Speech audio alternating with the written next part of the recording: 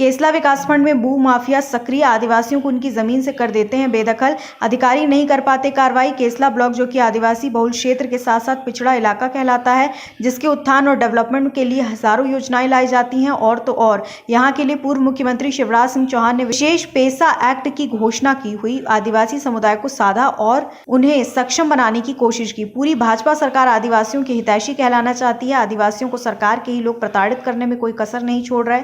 ऐसा एक मामला सुखतवा का सामने आया, जहां एक आदिवासी परिवार की जमीन को कुछ लोगों ने अवैध कब्जा कर आदिवासी परिवार को अपनी ही संपत्ति से बेदखल किया। पीड़ित घनश्याम मर्सकोले ने बताया, ये विगत कई वर्षों से अपनी पुश्तैनी जमीन वापस लेने के लिए सरकारी अफसरों के चक्कर काट रहे हैं, लेकिन आज दिनांक तक कोई सुनवाई नहीं हुई। उनकी जमीन पर भाजपा नेता अशोक साहू और लगभग 20 लोगों ने कब्जा किया। उक्त जमीन हमारी पुश्तैनी जमीन है। अशोक साहू और उन लोगों ने झूठे दस्तावेज बनाकर कब्जा किया है, जबकि केसला विकासखंड में आदिवासी समुदाय की जमीन को कोई भी सामान्य व्यक्ति ना ही खरीद सकता है और ना ही सामान्य नागरिक के नाम पर उक्त जमीन को हो सकती है। इसके बावजूद ये लोग कब्जा जमाए बैठे हैं।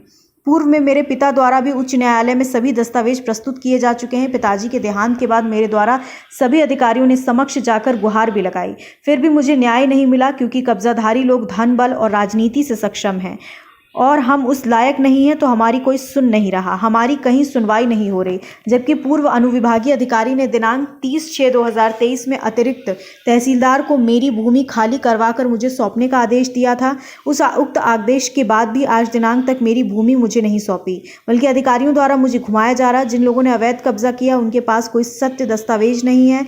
ये बात न्यायालय में भी सिद्ध हो चुकी है। अनुविभागीय अधिकारी के पत्र में भी लेख दर्ज है, तब भी मुझे न्याय नहीं मिल पा रहा। इस विषय पर जब अनुविभागीय अधिकारी इटारसी टी प्रतीक राव से बात की तो उन्होंने बताया कि मामला मेरे समक्ष आया है, जांच चल रही है, हम मामला देखकर नियम अनुसार कार्रवाई करेंगे। बताएं सर, आप क्या नाम है आपका? मेरा नाम घनश्याम मर्सकोले है, मैं ग्राम चौकीपुरा का रहने वाला हूँ। अच्छा, हाँ। अपन अभी यहाँ जिस जगह खड़े हैं, ये कौन सा क्षेत्र कहलाता है? ये चौकीपुरा क्षेत्र कहलाता है। चौकीपुरा, हाँ। और ये जमीन है ना हमारी है, ये पूरी कब्जे ये किस पंचायत में आता है? ये ग्राम पंचायत चौकीपुरा में ही ग्राम पंचायत चौकीपुरा, सुखतवा के पास। हाँ, सुखतवा चौकीपुरा एक ही है। हाँ। अच्छा, अब बताएं कि क्या परेशानी, आप आवेदन दिए हैं आपने, कुछ अवैध कब्जा है आपकी जमीन के ऊपर? मैंने अनुविभागीय अधिकारी इटारसी को आवेदन दिया था कि कब्जा यहाँ से हटाया जाए, है ना। आपकी जमीन के ऊपर कब्जा किया? हाँ, कब्जा किया है बहुत सारे लोगों ने। मैंने खसरा नक्शा जो कुछ भी था मैंने निकाल के शासकीय तौर पे और हटाने के लिए उनको आवेदन दिया। अच्छा, सन 2022 में दिया था। 2022 में? जी सर। अच्छा। और 2 साल के लगभग ये केस यहाँ पर चलता रहा, है ना। और मेरे पक्ष में डिसीजन यह दिया गया कि अवैध कब्जा यहाँ से हटाया जाए इनका। किसने डिसीजन दिया था? ये अनुविभागीय अधिकारी ने दिया है 30/6/2023 को। 30/6/2023 को? जी सर। तो उसके 30/6/2023 से लेके आज जो देखा जाए तो आज 6वां महीना हो गया है 2024 एक साल हो गया सर। 1 साल हो गया। 1 साल मैंने तुरंत उनने आवेदन जो दिया था मैंने ना, उसका है ना नायब तहसीलदार को 7 दिन के अंदर कब्जा हटाने के लिए कार्रवाई करने के लिए कहा गया था। अतिरिक्त तहसीलदार? हाँ, अतिरिक्त तहसीलदार केसला को। अच्छा। लेकिन मैंने आवेदन दिया, लेकिन साल भर तक उनने कोई कार्रवाई नहीं करी। इसके बाद फिर दोबारा मैंने आवेदन दिया SDM साहब को कि इस पर कोई कार्रवाई नहीं हो रही है सर। तो उनने फिर आदेश किया नायब तहसीलदार जी को कि आप इनका ये आवेदन लेके और इस पर कार्रवाई करें। अच्छा। नायब तहसीलदार द्वारा दिनांक 20/5/2004 को 20/5/2024 को उन्होंने आदेश किया था कि 3 दिवस के अंदर जो भी यहाँ पे व्यक्ति ने कब्जा किया वो हटा लिया जाए, खाली करवा दिया जाए।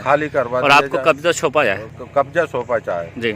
RI पटवारी आए, उनने पंचनामा बना के ले गए, पर आज तक कोई कार्रवाई अभी नहीं हो रही है। इसमें आपको लगता है कुछ राजनीतिक हस्तक्षेप भी है? नहीं हो सकता है सर, इसलिए तो कोई कार्रवाई नहीं हो रही है। इसमें आप बता रहे थे कोई भाजपा से रूलिंग पार्टी से रिलेटेड कोई लोग हैं? उन्होंने भी एक BJP का नेता है अशोक साहू, उनने मकान बना लिया है जबरदस्ती पे, उनको मना भी किया। उसके विरुद्ध मैंने कलेक्टर साहब, SP साहब, नायब तहसीलदार, थाने, अनुविभागीय अधिकारी को दिया, पर उन्होंने कोई कार्रवाई नहीं की। अभी तक कोई कार्रवाई नहीं? जी सर।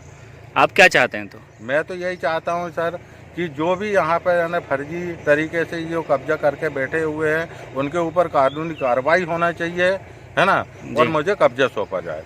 अच्छा, एक बात बताइए कि आप बता रहे थे कि ये आपकी पुश्तैनी ज़मीन है। हाँ, ये हमारी पुरखों की ज़मीन है और ये हमें बंटवारा में मिली हुई है। कब से ये आपके पास है, लगभग आपके पुश्तों के पास? ये तो हमारे है ना पुरखों में ना जब रहते थे यहाँ पर ना, अच्छा। तब से ये बोरदा बसा हुआ है, तब से ये बोरदा आया ना, तब से इनने गड़बड़ करके रखी है इसमें। अच्छा, अच्छा, ये क्योंकि ये केसला ब्लॉक कहलाता है। हाँ, केसला ब्लॉक आदिवासी ब्लॉक है और क्या है कि यहाँ पे सरकार ने पाबंदी लगा के रखी है, पैसा एक्ट लागू करके रखा है कि आदिवासी जमीन कोई खरीद सकता ना बेच सकता है। जी। तो इनने फर्जी कागज बनवाए हैं पुराने। ये और सब जो लोग यहाँ पर जिन लोगों ने कब्जा किया हुआ है ये सामान्य वर्ग के हैं? ये सभी सामान्य वर्ग के हैं, कुछ जनरल वर्ग के हैं। अच्छा, है ना? उसके बावजूद उन लोगों ने कब्जा कर लिया और प्रशासन आपका साथ नहीं दे रहा है? नहीं दे रहा, बिल्कुल नहीं दे रहा, क्योंकि आप आदिवासी समाज से बिलोंग करते हैं जी। तो इसीलिए, क्योंकि यहाँ पर क्षेत्र में यहाँ की जो प्रॉपर्टी हैं वो सामान्य व्यक्ति को खरीदने प्रतिबंधित है। जी सर। लेकिन उसके बाद भी नहीं हो पा रहा है? नहीं हो पा रहा ना सर। तो आपकी सुनवाई नहीं हो रही? नहीं हो रही है। खबर भारतवर्ष के लिए केसला नर्मदापुरम से ताज खान की रिपोर्ट। अपने शहर, अपने प्रदेश की ताज़ा खबरों के लिए लाइक करें, शेयर करें, सब्सक्राइब करें और हाँ, बेल आइकन दबाना ना भूलें, क्योंकि खबर हमारी, फैसला जनतंत्र का।